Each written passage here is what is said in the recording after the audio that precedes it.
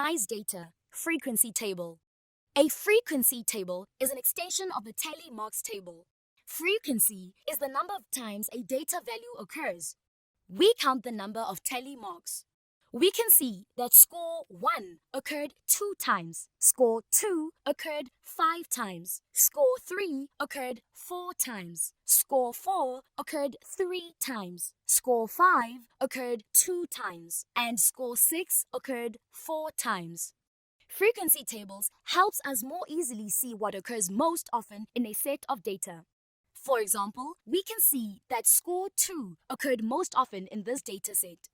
Observe that we have constructed a row for each data value.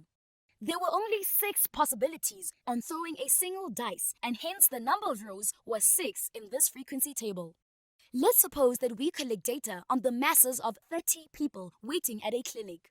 The masses in kilograms of 30 individuals were recorded as follows: 50, 70, 53, 54, 55, 65, 60, 52, 48, 63, 74, 40, 46, 59, 68, 44, 47, 56, 49, 58, 63, 66, 68, 61, 57, 58, 62, 52, 56, 58.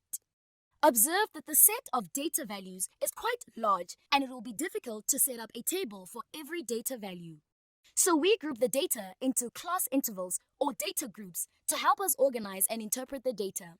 Observe that the highest mass is 74 and the lowest mass is 40. We calculate the difference between the highest value and the smallest value. That is 34. If we decide that we want the size of each group to be 5, we divide 34 by 5 to determine the number of class intervals. Rounding off to the nearest integer, we have 7 class intervals. Now we can construct a table with 3 columns and write the class intervals or data groups in the first column. The size of each group is 5. We start at 40 as that is the lowest value in the data set. The groups start at 40, 45, 50, 55, 60, 65, and 70 to include all of the data. Next, we go through the list of data values. For the first data value in the list, 50, we place a tally mark against the group 50 to 54 in the second column. For the second data value in the list, 70, we again place a tally mark against the group 70 to 74 in the second column. We continue this process until all of the data values in the set are tallied. We count the tally marks to record the frequencies. We can see that the frequency table has helped us organize the data set. As you can observe, most of the people in the data set weighed between 55 and 59 kilograms.